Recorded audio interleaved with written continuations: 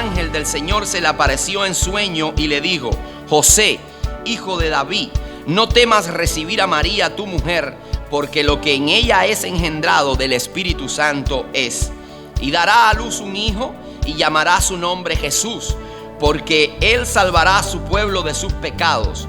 Todo esto aconteció para que se cumpliese lo dicho por el Señor por medio del profeta, cuando dijo: He aquí, una virgen concebirá y dará a luz un hijo, y llamará su nombre Emmanuel, que traducido es Dios con nosotros.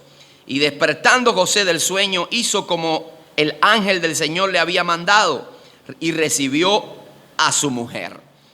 Amén. Una de las personalidades más atacadas a través de la historia, no solamente más atacada, sino que continúa siendo atacada hoy a través de la historia, es la persona del Señor Jesucristo. Una de las más atacadas, una de las más cuestionadas. Nadie cuestiona la existencia de Napoleón, nadie cuestiona la existencia de Aristóteles, nadie cuestiona la existencia de Platón. Sin embargo, la existencia de Jesucristo muchas veces ha sido tema de grandes debates y de mucho cuestionamiento, y ha sido un tema donde se ha criticado enormemente. Ponen en tela de juicio la persona de Jesús, y yo creo que ha sido un esfuerzo especialmente del reino de las tinieblas, el mismo diablo, y producto también impulsado por hombres desconectados de Dios, imbuidos en medio de una vida pecaminosa, abundante,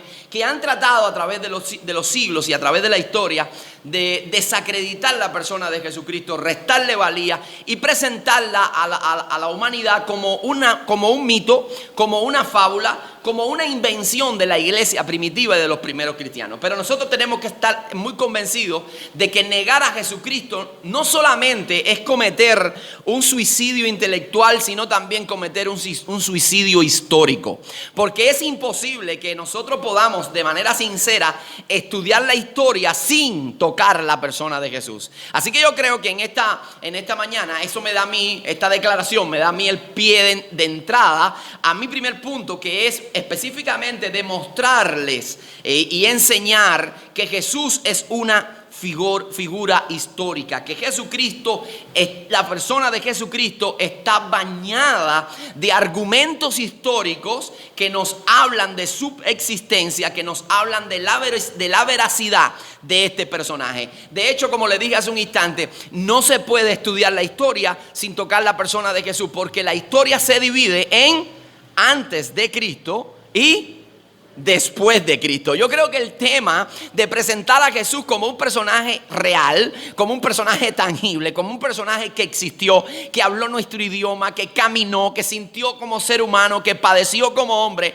es la temática que abordan los 4 evangelios. Es la temática que abordan los 4 primeros libros que nosotros nos encontramos al abrir el Nuevo Testamento. Y específicamente Mateo y Lucas comienzan a presentar a Jesús como un personaje histórico.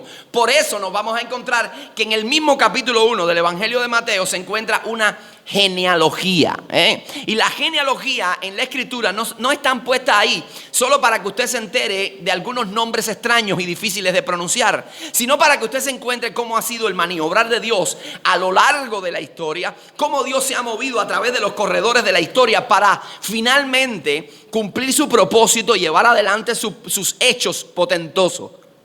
Y si hay algo que nosotros podemos ver en cuando se habla de una genealogía, es que se involucra a la persona de Jesús con personajes históricos. Así que nos lleva a darnos cuenta de que Jesús es un personaje de la historia. Tanto Mateo como Lucas, ambos presentan una genealogía donde conectan con un linaje sanguíneo, donde conectan con personas naturales, con personas de la historia del pueblo de Israel, al propio Señor Jesucristo. Y esa es la intención que vamos a estar viendo en el Evangelio de Mateo en los primeros capítulos. Pero no podemos pasar por alto también las palabras del apóstol Juan. Cuando oímos las palabras del apóstol Juan, cuando leemos las palabras del apóstol Juan, no específicamente en el Evangelio, sino en su primera epístola universal, el apóstol Juan nos habla muy claramente de que Jesús fue un personaje real, un personaje tangible, un personaje que ellos pudieron ver oír y palpar. De hecho, mira lo que dice el apóstol Juan en su primera carta, capítulo 1, versículo 1 y 13, lo voy a leer, dice de esta manera: lo que era desde el principio. Lo que era desde el principio. No solamente nos está hablando de que Cristo fue un personaje histórico, sino que era un personaje preexistente. Así que Él había divinidad en Él. Y que Él nunca, Él no inició su nacimiento. Él no inició su existencia con su nacimiento, sino que Él era desde antes. Dice, lo que era desde el principio, lo que hemos oído, lo que hemos visto con nuestros ojos. Escuche bien, lo que hemos visto con nuestros ojos, lo que hemos contemplado y palparon nuestras manos tocante al verbo de vida, porque la vida fue manifestada y la hemos visto y testificamos y os anunciamos la vida eterna, la cual estaba con el Padre y se nos manifestó. Ese es Jesús. Lo que hemos visto y oído, eso os anunciamos, para que también vosotros tengáis comunión con nosotros, y nuestra comunión verdaderamente es con el Padre y con su Hijo Jesucristo. Usted sabe lo que está diciendo el apóstol Juan ahí. Él está diciendo lo que hemos visto, lo que hemos oído, lo que hemos palpado, lo que hemos caminado con Él. Él está utilizando un lenguaje que es un lenguaje judicial. Es un lenguaje que se usaba en los juicios y era como presentar un testimonio bajo juramento. Él está diciendo, por eso presenta pruebas y dice, lo hemos visto, lo hemos oído y lo hemos tocado. Esto no fue fantasía, esto no fue historia, esto no fue una alucinación que hemos tenido, sino que es real. Lo vimos, lo escuchamos, lo palpamos, caminamos con Él. De Él recibimos todo el bien. Él ha estado entre nosotros. ¿Cuántos dicen amén a eso? Ahora, nosotros podemos ver que la historia corrobora acerca de la persona de Jesús, y no necesariamente tiene que ser a través de los evangelios, porque déjame decirle que ahora quizás alguno pueda decir, sí, pero pastor, ese es Juan. Ese es Juan, el apóstol. Ese fue Juan, el discípulo del amor. Él puede decir cualquier cosa y cualquier opinión tenemos que aceptarla, pero ¿qué dice la historia? Incluso historiadores que nada tienen que ver con el cristianismo. Por eso yo quiero tomar algunos ejemplos de la historia de los clásicos historiadores, que aunque no son cristianos, aunque no tienen nada que ver con el cristianismo, por lo general son romanos. Esa gente, aunque no ofrecen tampoco muchos detalles minuciosos acerca de la persona de Jesús, sí nos dejan saber que al menos en el segundo siglo todavía había cristianismo efervescente y todavía se hablaba de la persona de Jesús. Por eso yo le voy a citar varios personajes, al menos dos le voy a citar, y el primero que le voy a mencionar es Tácito. Este es un historiador, un político romano. Este es un hombre que fue un cónsul en sus tiempos y escribió varios materiales de la historia. Nos llegan muy pocos, solamente varios volúmenes, desde el libro 1 al volumen 4, y algunos fragmentos de sus obras llamadas Las Historias. Y una de las cosas que presenta él es que el cristianismo, los seguidores de Jesús, fue algo que surgió en Judea, que era originario de Judea. Aún en el segundo siglo, dice, se originó en Judea, y su fundador, en el capítulo 5 de sus obras, la historia dice, y su fundador fue un personaje llamado Cristo. Este no era cristiano. Este no era un cristiano. Este hombre no tenía nada que ver con el cristianismo, y dice, hubo un movimiento llamado el cristianismo en Judea, era originario de ese lugar, y sin embargo su fundador se llamaba Cristo. Hay otro historiador romano llamado Suetonio, y Suetonio dice también, este trabajó con reyes, con emperadores. Suetonio trabajó con Trajano, fue secretario también de Adriano, dos emperadores romanos, y Suetonio en sus escritos deja plasmado todos los movimientos que hizo Claudio, el emperador, para tratar de acabar con el cristianismo, porque dice que aglomeraba personas y hacía tumultos por un personaje que era su fundador, que se llamaba Cresto. Bueno, ellos lo mencionaban en su idioma, Cresto. Y estos no eran cristianos. Sin embargo, nos arrojan luz, amados, de que Jesús no es una invención de la iglesia primitiva, que Jesús está registrado en los anales de la historia, de que Jesús está tomado en cuenta. Así que si alguien viene a decirle a usted, en este contexto que nosotros nos movemos, no, pero Jesús es una invención. No. Usted está negando la historia. Usted está negando el testimonio de hombres que hoy forman parte de los estudios en las universidades. Porque ellos dan testimonio de la existencia de Jesús. Tanto Tácito como Suetonio, dos hombres que eran impíos, están dando testimonio. Ahora, en fuentes judías, ¿tenemos argumentos? Por supuesto. Tenemos uno de los grandes historiadores judíos llamado Flavio Josefo. Flavio Josefo es un historiador judío nacido en Jerusalén y que también era parte de un linaje sacerdotal. Él tiene varias obras impresionantes y una de las obras llamada Antigüedades, porque tiene la guerra de los judíos y demás. Yo le traje hoy un fragmento de este hombre, de lo que él presenta en su obra llamada Antigüedades, capítulo 18, párrafo 66 y 64. Mira lo que dice Flavio Josefo. Dice, vivió por esa época Jesús, un hombre sabio, si es que se le puede llamar hombre. Escuche este hombre lo que está diciendo. Si es que se le puede llamar hombre, porque fue hacedor de hechos potentosos, maestro de hombres que aceptan con gusto la verdad, atrajo a muchos judíos y a muchos de origen griego. Era el Mesías. Cuando Pilato, tras escuchar la acusación que contra él formularon los principales de entre nosotros, él es judío, él está diciendo los principales de nosotros, nuestra gente judía, hicieron todo una estratagema para acusarlo y para llevarlo a su deceso, lo condenó a ser crucificado. Aquellos que lo habían amado al principio no dejaron de hacerlo. Aquellos que lo habían amado desde el principio no dejaron de hacerlo. Eso impactó la vida de Flavio Josefo, a tal punto que tuvo que dejarlo plasmado. Esa gente que lo amó, que lo siguió, no dejaron de hacerlo. Amado, qué bueno que nosotros podamos ser así. Que nosotros hemos experimentado ese amor y que nuestro amor por Cristo nunca deje de ser. Permanezca vivo como una antorcha que se alimenta cada día. Y sigamos buscando de su presencia. Dice, nunca dejaron de hacerlo, porque al tercer día se les manifestó vivo de nuevo,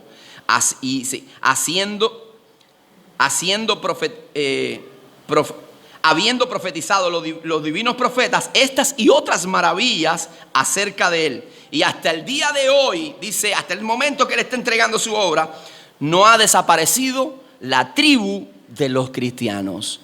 Hasta este momento que él está narrando, incluso Josefo después narra todos los acontecimientos después de la destrucción de Jerusalén. Él dice, hasta el día de hoy, la tribu de los cristianos todavía sigue militante, todavía sigue en existencia. Amado, es interesante que la historia nos está hablando, historia de fuentes que no son cristianas, nos está hablando de Jesús. Las fuentes rabínicas tenemos por otro lado que son judías, que realmente no tienen nada, que no consideraron a Jesús ni como Mesías, ni como un profeta tan siquiera, sino que las definiciones que tienen de Jesús son peyorativas.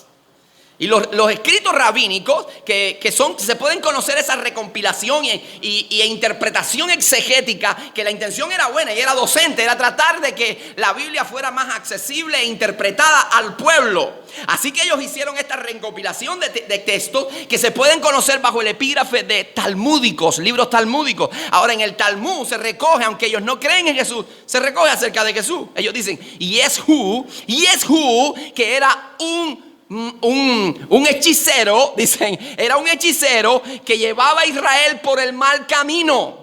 Pero también en uno de los epígrafes de este material, en el libro del Sehat, en el capítulo 43, versículo, inciso A, dice que Jehú fue presentado y aniquilado en el tiempo de la Pascua. Hermanos, son fuentes que no son aliadas al cristianismo y no están hablando de Jesús. Tenemos también argumentos históricos que nos hablan que involucran a Jesús en medio de acontecimientos históricos imposibles de borrar. Por ejemplo, el evangelista Lucas toca uno de ellos. ¿Usted ha leído el Evangelio de Lucas? ¿Cuántos han leído el Evangelio de Lucas? Y el Evangelio de Lucas dice que cuando María y José tuvieron que moverse a su ciudad natal para hacer ¿qué? Exactamente, porque se había lanzado un ¿qué?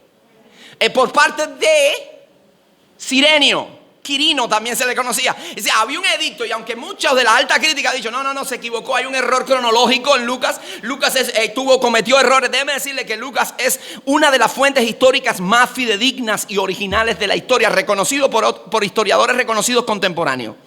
Su trabajo es exquisito en recompilar fechas y eventos históricos. Y ya a principios del siglo XIX, ese argumento barato que lanzó la alta crítica se fue abajo, se desmoronó cuando William Ramsay hizo algunos descubrimientos arqueológicos y deja ver que aunque ellos planteaban que lo que había hecho Cirenio era un empadronamiento tenía que ver con los que recaudaban impuestos, y él dijo no, es un empadronamiento para registrar personas, y están los escritos arqueológicos ahí. Así que tenemos los argumentos históricos, tenemos el testimonio de no cristianos, historiadores, y tenemos la genealogía presentándonos a Jesús como un personaje palpable, amado. Amado, qué bueno que nosotros sabemos que nuestro líder no fue una fantasía. Hoy la gente son mucho más dada a creer en las fantasías. Y cuando les habla de Jesús, entonces a lo que es real lo tildan de fábula. No hay personaje más real desde el punto de vista histórico que la persona de Jesús. Estamos hablando de testimonio de alguien. ¿Alguien me puede aquí hacer una defensa si Napoleón existió? Va a utilizar los mismos argumentos que acabo de utilizar yo. Va a buscar el testimonio oral, va a buscar de la arqueología, va a buscar de las fuentes que se han escrito en aquel tiempo. Y esos mismos argumentos nos presentan y nos llevan a una conclusión lógica, a una conclusión rotunda. Jesús vivió. Jesús existió. Jesús caminó sobre esta tierra, amado. Qué bueno saber eso. Eso nos debe llenar a usted y a mí de esperanza. Saber que no creemos en una ilusión. Saber que no creemos en una fábula, sino en un programa real, diseñado desde el mismo trono de Dios y que se ha cumplido exitosamente. ¿Cuántos dicen amén a eso? Aleluya. Pues tenemos muchos más argumentos, amado. Tenemos también las profecías que nos hablan de Jesús. Miles de profecías, cientos de profecías, incluso escritas siglos antes que naciera Jesús. De hecho, el mismo evangelista nos está tomando, es una transliteración de un texto tomado del profeta Isaías. Isaías capítulo 7 versículo 14. Cuando nosotros leemos el versículo 23 del texto que acabamos de leer de Mateo capítulo 1 versículo 23, dice: y he aquí que la virgen concebirá y dará a luz un niño y llamará su nombre Emmanuel. Y que traducido es Dios con nosotros. Cuando usted va al libro de Isaías, en el capítulo 7, versículo 14, usted se va a encontrar esas mismas palabras. Isaías escribió siglos antes de que Mateo existiera. Y ahora se está cumpliendo en una sola persona. Amados, hay cosas que pueden pasar por casualidad. ¿Sí o no? Y usted dice, bueno, fui a La Habana y yo iba con camisa roja. ¿Y qué casualidad? Me encontré 7 camisas rojas igual. ¿Puede pasar? Una entre 1000. Pero cientos de profecías que no nos alcanzan la mañana para citarlas e ir en el Antiguo y el Nuevo Testamento viendo su cumplimiento en una sola persona llamada Jesús. Eso indica que hay el poder divino en acción. Eso nos indica que esto es obra del Dios soberano. ¿Sí o no? Desde su nacimiento por una virgen, desde que fue traicionado por sus amigos, de que fue abandonado, de que fue dejado solo, de que fue vendido por moneda de plata, de que entró a Jerusalén montado en un pollino. Todo eso está en el Antiguo Testamento y vemos su cumplimiento acá. De que dijo palabras como: Padre, Dios mío, ¿por qué me has abandonado? Tenemos los salmos que nos hablan de esto. Y cientos de años antes que Jesús existiera, al menos en el plano terrenal. Amado, tenemos profecías que nos hablan. Nos hablan de que es descendencia de Jacob. Nos hablan de que es descendencia de Abraham. Nos habla de que es descendencia, por cuestión de tiempo no puedo entrar en los textos, se los voy a dejar más para adelante. Nos habla de que viene del linaje de Judá. Y todo está a su cumplimiento en el antiguo anunciado y cumplido en la persona de Jesús en el Nuevo Testamento, amado. Amados, 2 elementos que quiero terminar para este punto. 2 elementos y con eso termino. Una de las cosas que, para corroborar las profecías mesiánicas, que nos dice la Escritura que el Mesías en el Antiguo Testamento, Antiguo Pacto, debería nacer en... ¿Dónde? ¿Dónde nació Jesús? ¿En dónde? En Belén, exacto. No me diga otro que nació en Jerusalén. No. Nació en Belén de Judea. Y mira lo que dice el profeta Miqueas. Estamos hablando del Antiguo Testamento. Estamos hablando de cientos de años antes. Dice Miqueas: mas tú, Belén Efrata, escuche esto, mas tú, Belén Efrata, pequeña entre los millares de Judá, de ti saldrá el que será el Señor de Israel. Y sus salidas son desde el principio, desde los días de la eternidad. Wow. Y está hablando de que su inicio no fue con el nacimiento, de que ya existía antes de nacer, de que el programa no se comenzó en el nacimiento, porque el programa ya estaba concebido en la mente de Dios. La Biblia dice que antes de la fundación del mundo, Dios inmoló al Cordero. ¿Sabía Dios que el hombre iba a fallar? Sí. Por si acaso hay alguno que se hace la pregunta, pero si el hombre iba a fallar porque Dios lo creó. Esa pregunta sencilla, simple, simplona diría yo.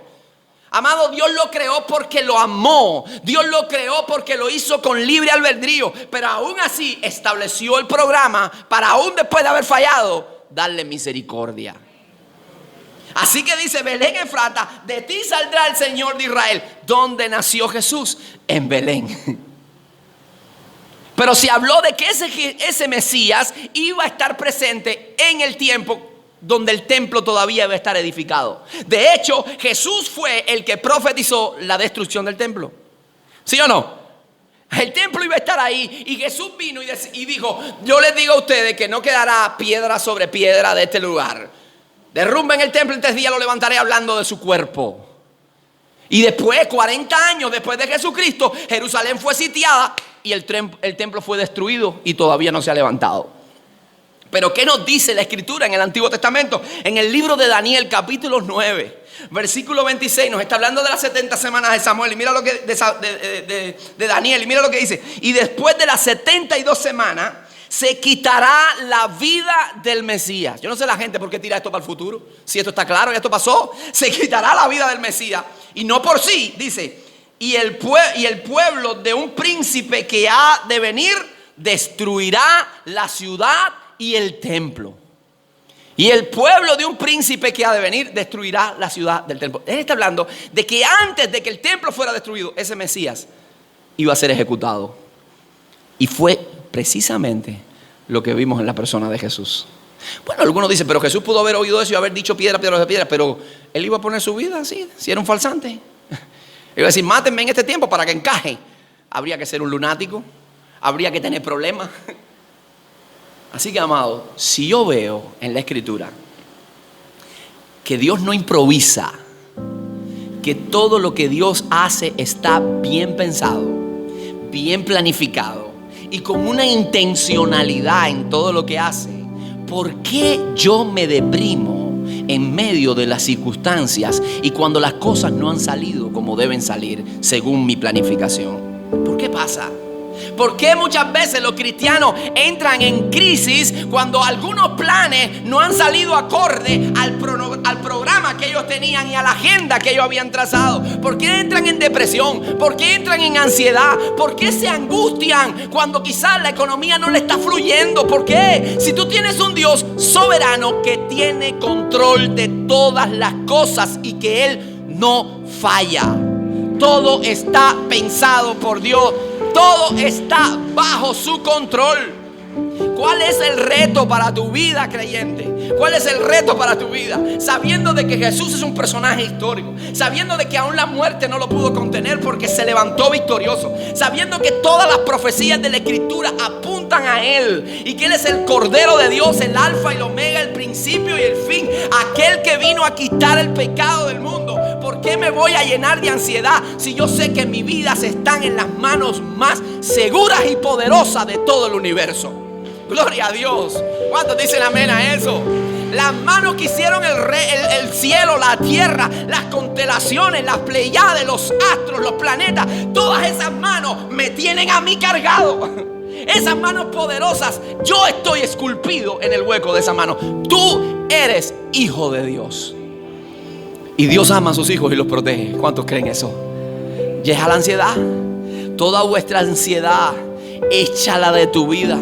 Porque dice el Señor, yo tengo cuidado de vosotros. Esa ansiedad que el diablo viene a ponerte, ese estrés, esa angustia, para robarte la alegría, para robarte la visión del futuro, para decirte que tú no sirves y acabar con tu valía y acabar con tu autoestima. Ahora mismo, en el nombre de Jesús, tú la echas fuera y tú dices, yo tengo un Dios grande, soberano, que me ama con amor eterno y ha prolongado sobre mi vida su misericordia. No me dejará, no me desamparará y estará conmigo siempre hasta la consumación de los tiempos. Él me tiene en su mano poderosa y firme. Nada me separará del amor de Cristo, ni hambre, ni pestilencia, ni destrucción, ni peligro, ni espada, ni ángeles, ni principado me puede apartar a mí de ese gran amor con el que Dios me ha amado. Aleluya.